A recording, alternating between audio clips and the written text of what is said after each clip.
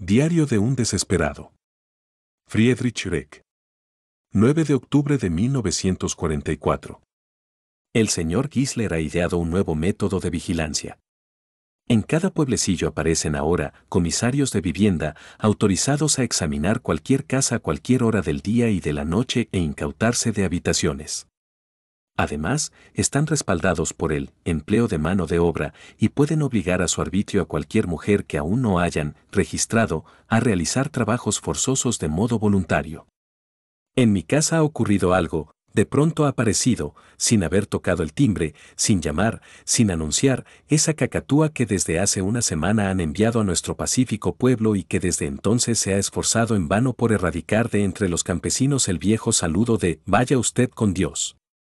Se ha incautado, además de otras 2 habitaciones, de mi biblioteca, con la amable promesa de alojar en cada habitación a una mujer con al menos 3 niños y hacer, para los necesarios fogones que ya tiene preparados, agujeros en los muros góticos y en los techos de estuco. Mi biblioteca, con unas cuantas primeras ediciones, grabados, autógrafos, de carácter irreemplazable, puedo dejarla en el suelo, donde los ratones se la comerán tranquilamente. No sé si se arruinan tantas bibliotecas, porque no la suya. Los ojos de este hombre, que antaño fue agrimensor y ahora se revuelca como un Napoleón sobre ruedas en su sensación de omnipotencia, chisporroteaban de maldad.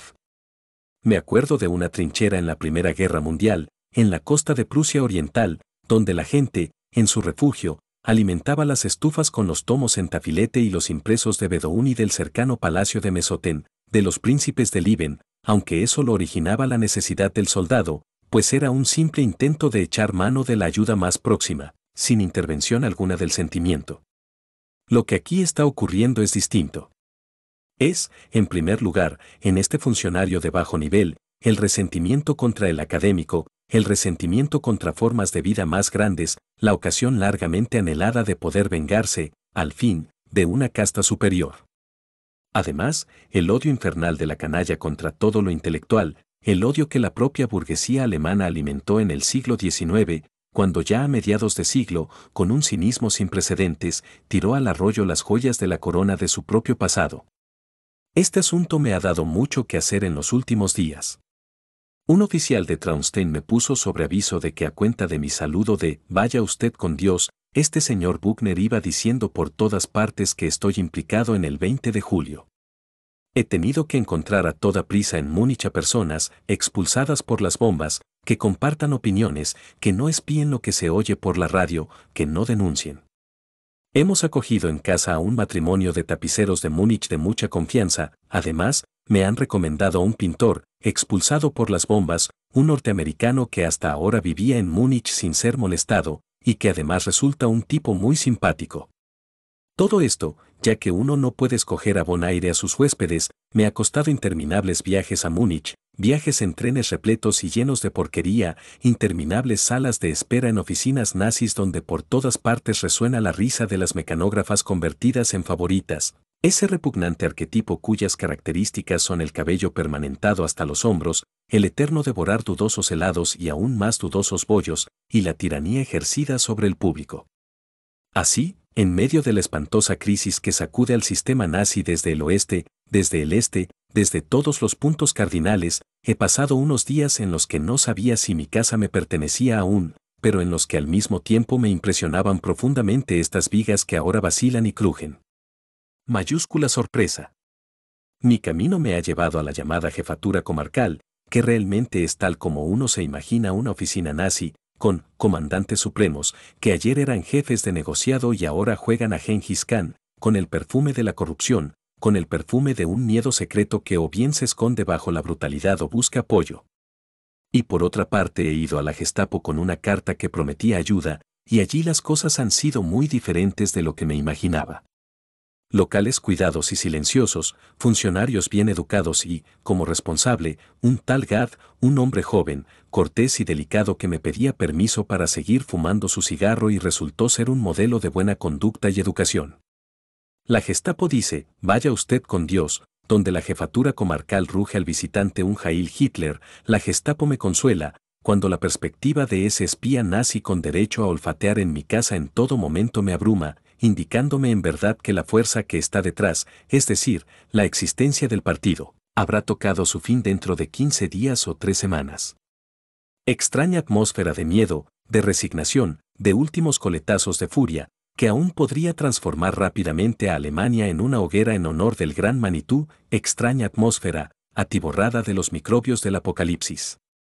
Porque este enjambre de termitas que cubre por la mañana y por la tarde en la Rousseau las vías del tranvía con racimos humanos, esa masa totalmente descerebrada después de castrar a la intelectualidad, todavía sigue funcionando.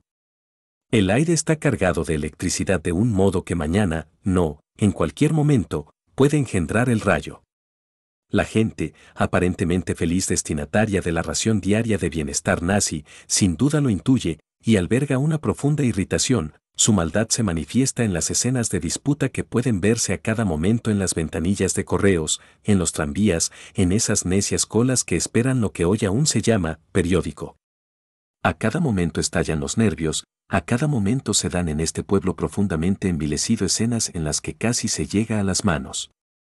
He visto a una chiquilla de 16 años que al subir al tranvía le daba una bofetada a un caballero anciano, un tanto torpe, porque no bajaba lo bastante deprisa. La dulce señorita se quedó muy sorprendida cuando yo, por otra parte entre los murmullos de la canalla, le devolví una ración doble de bofetadas.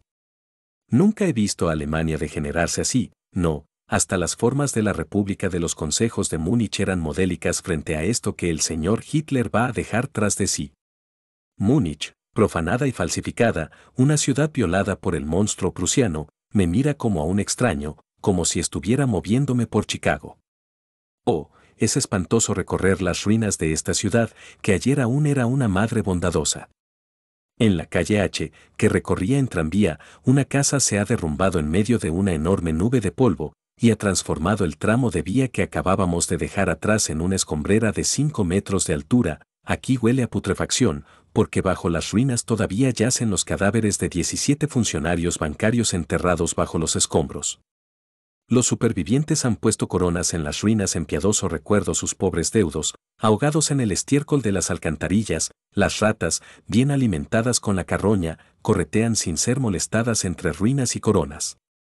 No hay línea telefónica que funcione, ni ventanilla que no haga esperar horas a sus clientes, ni tienda que venda, ni tejado por el que no cale la lluvia.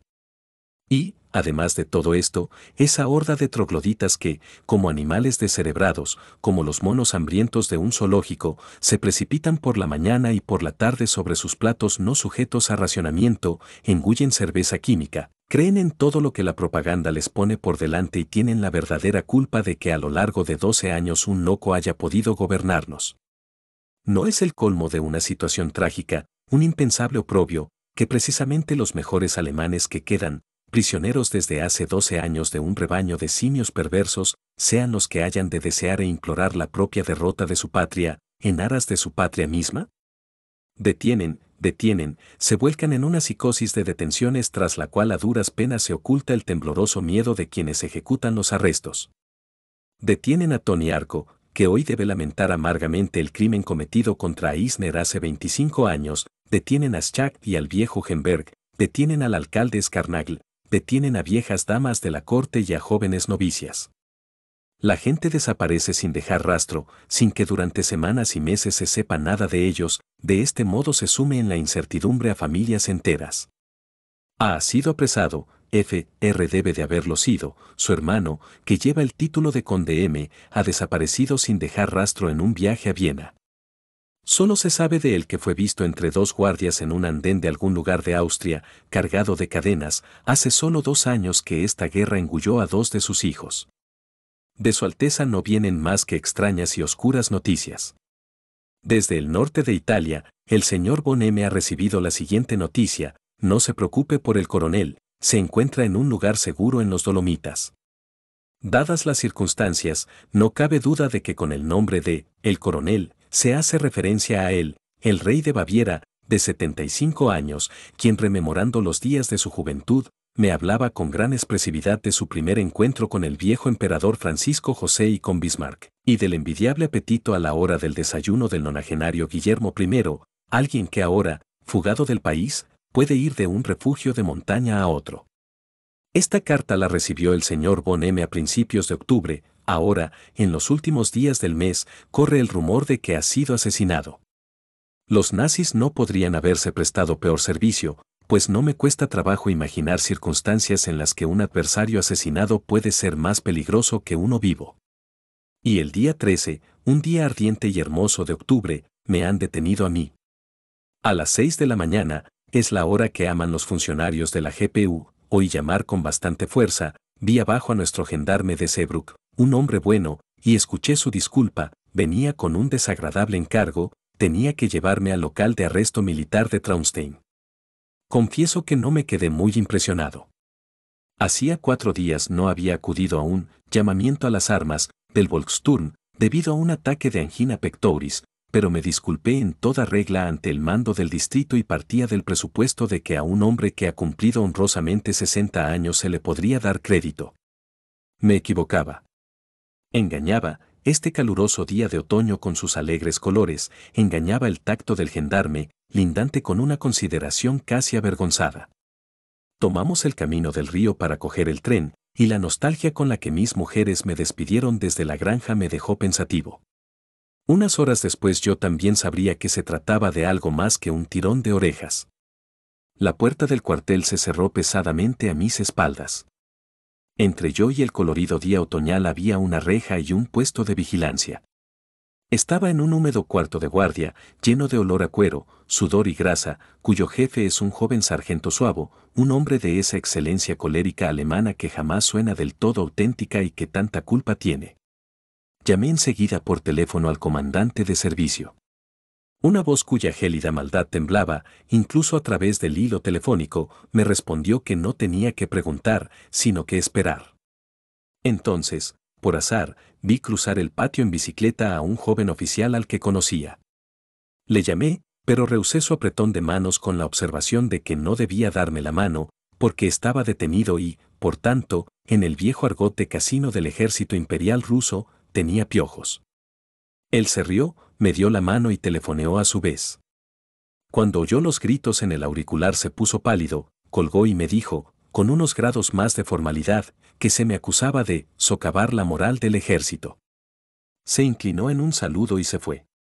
A esa acusación le sigue la guillotina en la que al condenado, según he sabido hace poco, se le concede como único beneficio ser cegado por bombillas de 1000 candelas inmediatamente antes de caer la hoja y después un lugar en las cubas de formol del Instituto Anatómico Forense.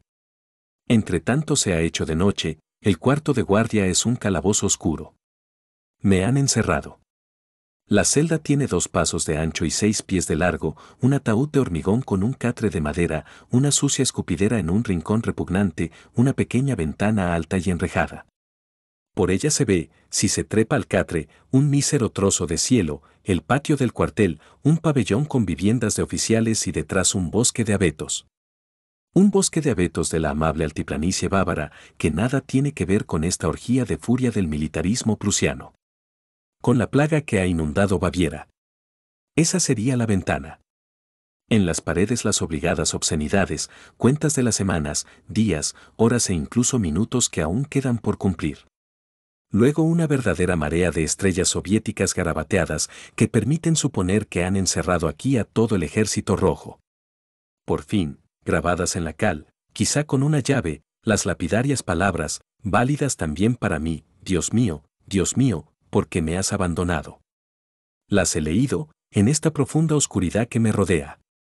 Esto lo escribió alguien que, como yo, estaba cerca de la muerte. No soy consciente de una sola palabra que justifique esa sospecha. Me doy cuenta de que esa venenosa animosidad quiere endilgarme algo y hacer de la incomparecencia a un llamamiento una ocasión para el verdugo. Bien puede ser que me haya reído de la fisonomía de alguna cacatúa del partido.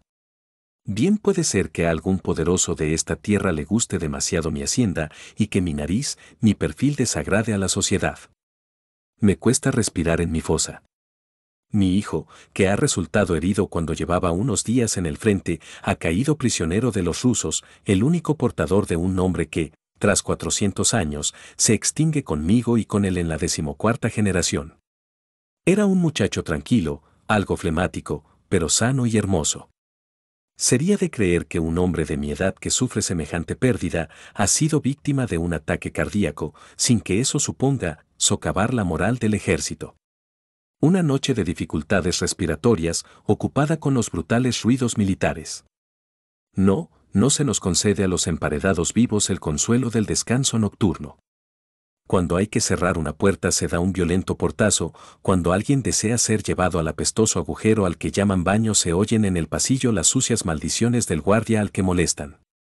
A las 3, el relevo patea el suelo con pies de elefante, a las 5:30, aunque a nadie somos de utilidad estando despiertos y a nadie hacemos daño con nuestro sueño, rugen, en pie, abriendo nuestras puertas, precisamente ahora, cuando después de una noche de atormentada vigilia se podía dormitar un poco. Pienso en aquellos que me han hecho esto con la amable intención de entregarme al verdugo.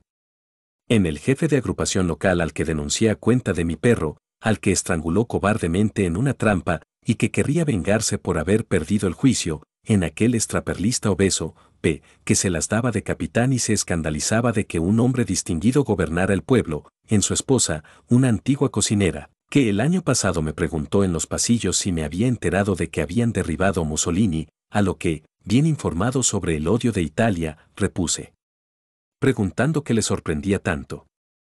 La cacatúa doméstica a la que puse 2 veces en la calle por conducta inapropiada, un campesino del que recuperé un campo arrendado que necesitaba con suma urgencia y que intentó retenerlo más tiempo eliminando al arrendador.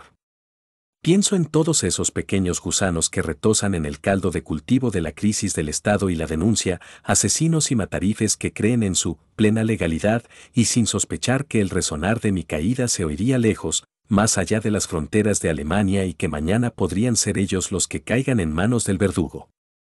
No puedo irritarlos y es esa conciencia la que me consuela. Es extraño lo que he progresado, yo, que hace aún 10 años habría podido diseñar los planes bíblicos de una diabólica venganza. Hoy sé que esa cosa que se llama venganza no existe y que todos los pasajes correspondientes de la Biblia revelan sabidurías antiquísimas, férreas y por así decirlo cósmicas. ¿Venganza? Hace años saqué a un viejo conocido de la más profunda desgracia para traerlo a mi casa y me agradeció la hospitalidad y el crédito otorgado con la destrucción de mi matrimonio.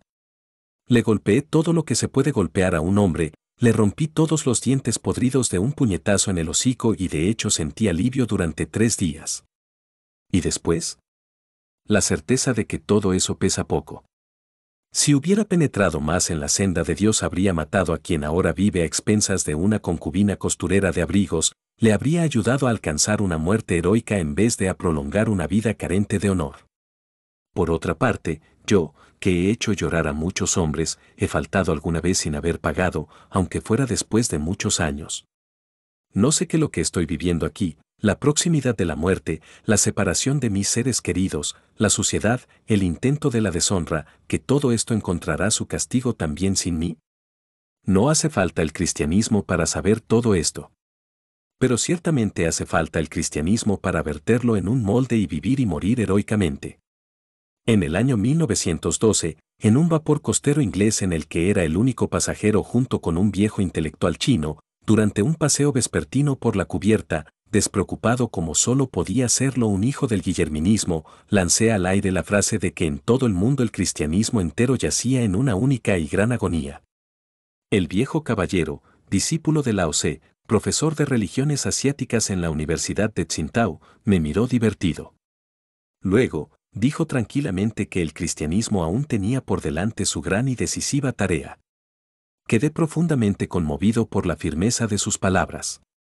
Hoy, después de 30 años, cargado con la responsabilidad de más de un pecado mortal y tras peregrinar por más de una cumbre y más de un valle profundo, veo las cosas de otro modo. Oh sí, el cristianismo aún tiene por delante grandes tareas. Solo que, en medio del satanismo reinante hoy, necesitará unas segundas catacumbas y unas segundas antorchas de Nerón para ayudar al espíritu a vencer por segunda vez.